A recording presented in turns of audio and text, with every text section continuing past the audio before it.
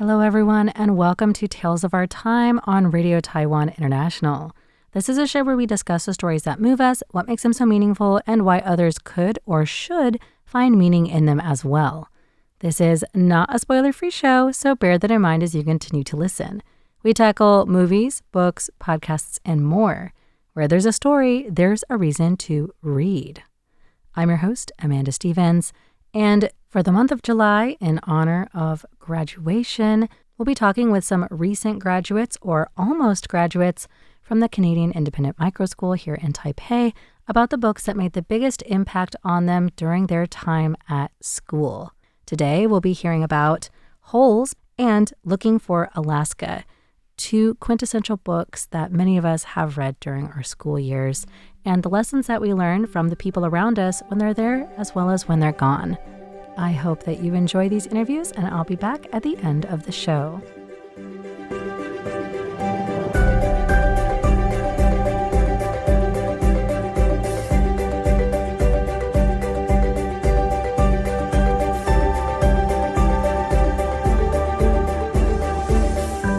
Welcome to Tales of Our Time. So glad to have you both here today. Before we get started, can you please introduce yourselves? Hello, my name is Falicia, and I'm currently in grade 11. Yeah, and my name is Paxon, and I'm currently in grade 11 as well. So very excited to have you both here. What story have you brought for us to talk about today? It's one of my favorites. We prepared for Holes by Louis Sachar, which is a book that I think we read together when we were younger for our class discussion, and we spent a lot of time discussing it, and I feel like there are a lot of meanings to it. Yeah, this was always one of my favorite books when I was in school. So before we get started, is there anything that you think we should know about the book? Maybe like there are multiple timelines in the story. Yeah, they're all really important. Because it's like different generations of the story, so it's also important like when reading to understand like what these generations are about. Okay, I think that's a good place to start. Can you guys please give us a summary of Holes? Okay, so in the book Holes, the main character, Stanley Yonut, is a kid who is practically drowning in generational bad luck. His family blames it on a curse placed on his no-good, dirty, rotten, pig-stealing great-great-grandfather. So when a pair of expensive sneakers worn by a famous baseball player literally falls from the sky and hits Stanley on the head, the police don't buy his story. He is wrongfully convicted of the theft and sent to Camp Green Lake, which is a juvenile detention center. And how ironic. Camp Green Lake isn't green and there's no lake. It's a vast stretch of Texas desert, baking in triple-digit heat and crawling with venomous yellow-spotted lizard whose bite is instantly fatal. The boys there are forced to dig a hole exactly 5 feet wide and 5 feet deep. The menacing nail polish wearing warden, on the other hand, claims his manual labor built character. But Stanley soon realized that they aren't just digging for exercise. The warden is hunting for something specific buried in the dirt, and she's using the boy to find it. So while enduring these brutal conditions, Stanley strikes up an unlikely friendship with Zero, which is the camp's quietest, most misunderstood kid, who also happens to be the fastest digger. So they strike a deal. Stanley will teach Zero how to read, and in exchange, Zero helps Stanley dig his holes. And this arrangement upset the camp dynamic, leading to a massive fight where Zero, pushed to his limit, escaped into the deadly waterless desert. Feeling responsible, Stanley steals a truck, crashes it, and runs out into the wasteland to find his friend. Yeah, and what makes this story an absolute success is how it weaves 3 separate timelines together. And we learned that 100 years ago, Green Lake was a beautiful, thriving town. But after the townspeople brutally assassinated a black onion seller named Sam for kissing a white school teacher named Catherine, the rain stopped, the lake dried up, and Catherine became the notorious outlaw Kissin' Kate Barlow, bringing her stolen treasure right there in the lake bed. And against all odds, Stanley finds a starving Zero in the desert, and they survive by climbing a mountain called Big Thumb, where Stanley carries a weak, dehydrated Zero up the peak to a stream of fresh water. Unknowingly, Zero is a direct descendant of the fortune teller Stanley's ancestor wronged centuries ago, which is a plot twist. Yes. By carrying Zero up the mountain, Stanley fulfills an ancient promise which breaks the family curse and instantly changes their luck. And eventually the boys return to the camp under the cover of night, dig into the warden's secret spot, and uncover Kate Barlow's secret suitcase. Even though they are caught by the warden and swarmed by deadly lizards, the lizards refuse to bite them because the boy's blood smells like the wild onions they are on the mountain. And Stanley's lawyers arrive the next morning, preventing his innocence and exposing the warden's abusive operation. And the suitcase turns out to be filled with stock certificates belonging to Stanley's family, which is also related to his generational situation, which makes both Stanley and Zero incredibly wealthy. And this story is a beautifully constructed puzzle where every single historical thread clicks perfectly into place. So, what made this story so meaningful to you guys? So I guess what made the story so meaningful to me was the deep, unlikely friendships, especially between Stanley and Zero. Because the bond between Stanley and Zero is the emotional core of the novel. And in the beginning, they start as outsiders within a group of outsiders. Yeah. Because, I mean, they're all kids that got sent because of something they did. Yeah. But, like, Stanley and Zero's relationship built on mutual support. For example, Stanley teaching Zero to read and Zero helping Stanley dig his holes, evolved into a life-saving brotherhood between them. And this is also a powerful reminder, I think, in my opinion, of how true friendship can help people survive the harshest environments and situations. Yeah, their friendship really is something special. It's I think, one of the shining points of this book.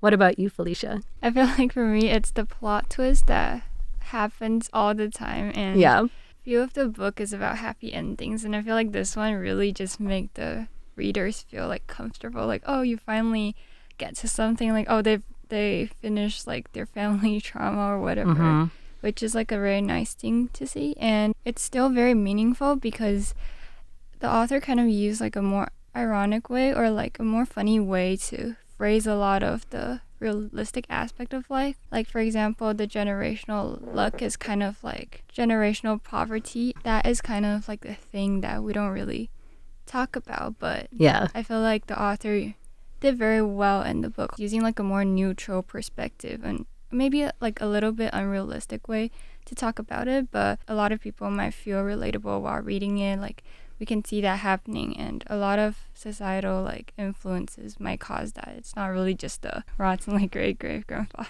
Yeah, I think you also hit on something really good there too, that like although the book does address really serious topics that can be really sad, like the generational poverty or Paxon, this curse that fell on Green Lake, not so green, not a lake by the time that our main characters get to it, is a brutal assault and murder. The book as a whole doesn't feel serious and sad, and the way that they solve the problems feels natural. So it's a really good kind of well-rounded story, I think, by the end of it. And it makes you feel good at the end. Unfortunately, we're almost out of time. So before we wrap up, I'm going to ask you guys, if you could give the book Holes a one-phrase subtitle of your very own, what would that be? Holes, the mistaken punishment. Like, it is for their family and also for Stanley units. I feel like that kind of wraps the story together. Yeah, I also agree with that. I think that Holes, the mistaken punishment heavily resonates with the generational trauma, as well as the fact that Stanley Yelnats was never even the victim of this like curse in the beginning. It was his great-grandfather. So this phrase also heavily encapsulates what we were talking about as well. So yeah. Well, that's all the time we have today, but thank you guys so much for coming on. This has been so much fun to talk about. Thank you. Thank you.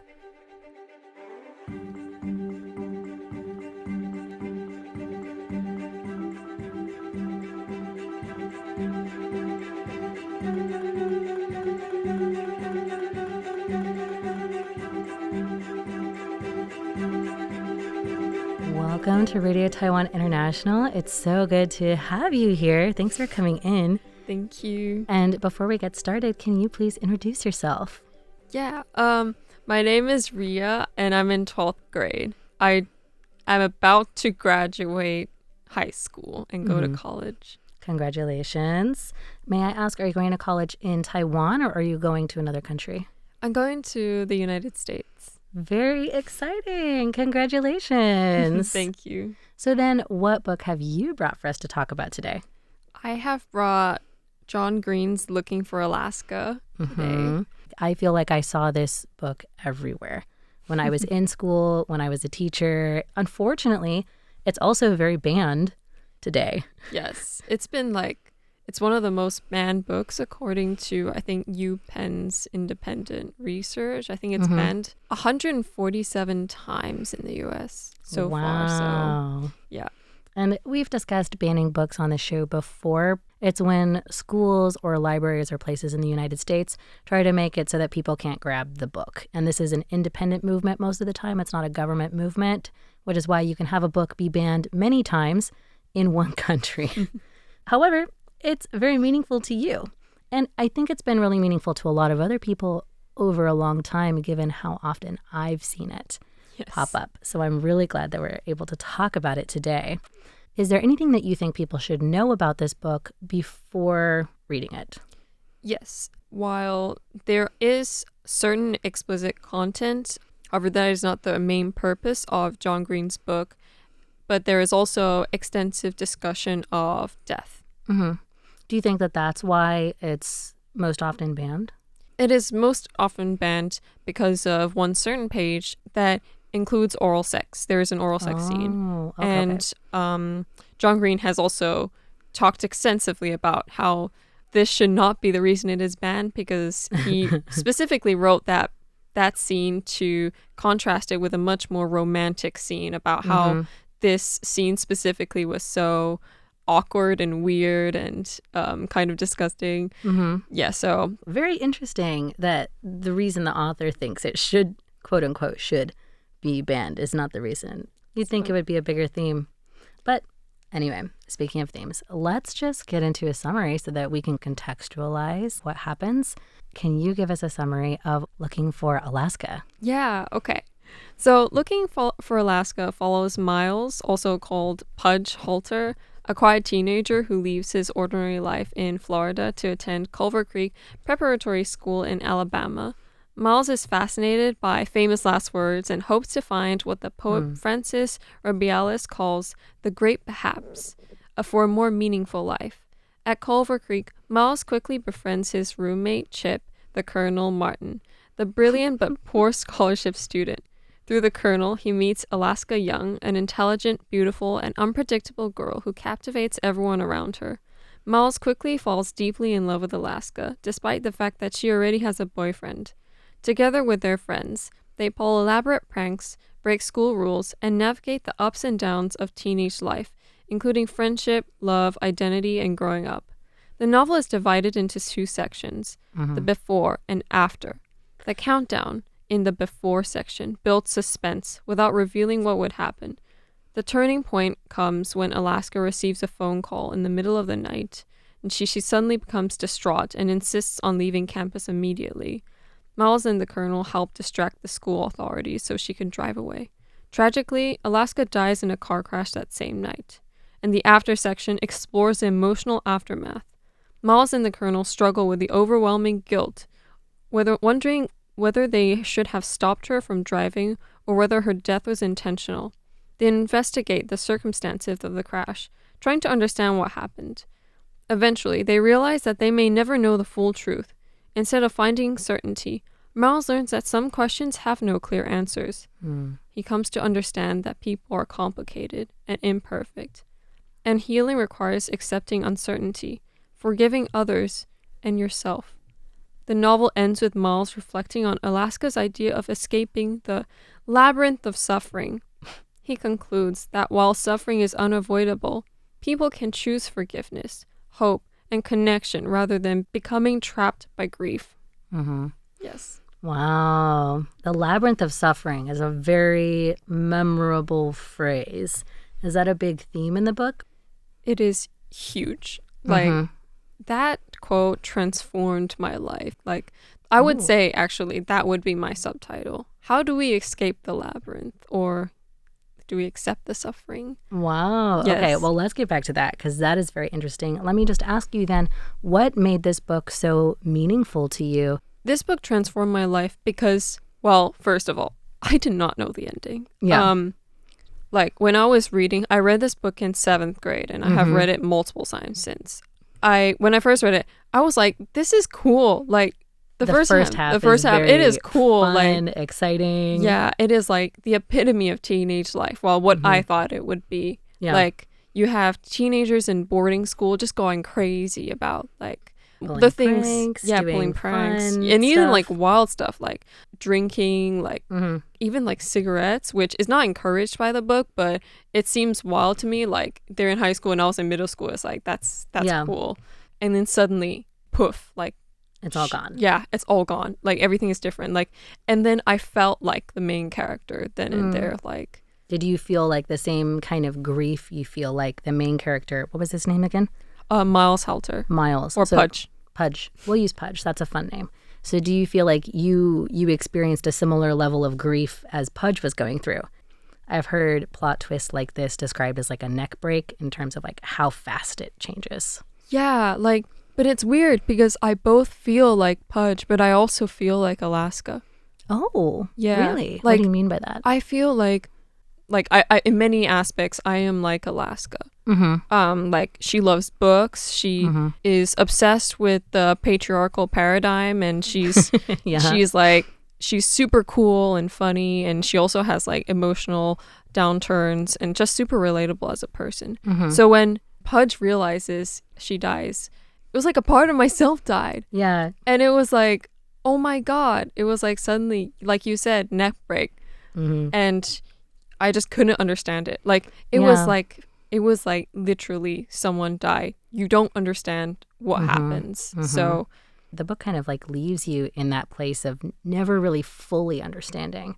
yes, Yeah. I think that is what John Green captured so well, because the interesting thing about this book is that it is like a teenager's brain. John Green wrote it based on his own experiences in high school, and the main character never gets over the death. It's not like someone dies, they get over it after a few chapters or so, and then they move on with their life. No, this book is realistic in capturing what it means when someone close to you dies, at least from John Green's perspective. So do you feel like when you say this transformed your life, this book gave words to experiences that you had later, or like kind of gave you a viewpoint to like look at future experiences? Well, coming back to the labyrinth, it is, what do we do when something tragic happens? How do we go through that? Or how do we look at it in retrospect? I think that is what the book told me to understand is like it is okay to explore, and it is okay to constantly ponder about what happens. Like that is just a part of grief and getting over something. I think that is such an important lesson to have. Yeah. And maybe that the idea of getting over something sometimes involves making peace with not having the answer. Yes. Yeah. Like I think that perfectly summarizes that. Like sometimes just not knowing, because Pudge will never know what Alaska was thinking in her last few moments. And what's interesting is that Pudge is a person obsessed with last words. Oh, yeah. I forgot that detail. That's very poetic. So then if you could give Looking for Alaska a one-phrase subtitle of your very own, you said that it would be, How do we escape the labyrinth of suffering? How do we escape the labyrinth of suffering? That's a thinker. I think that's going to give a lot of people pause. So thank you so much, Rhea. That's all the time that we have. This was a great talk. Yeah, it was.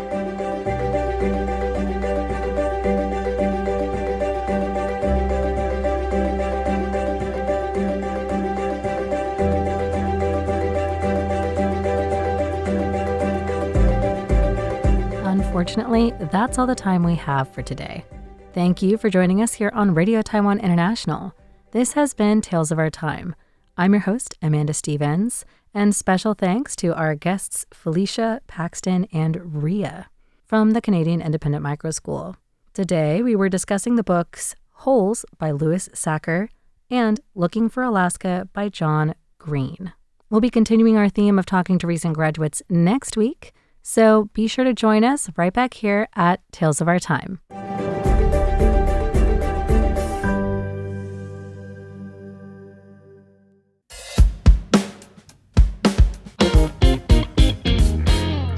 Apple Podcast, Google Podcast, SoundOn Podcast, Spotify, you name it, we're on it.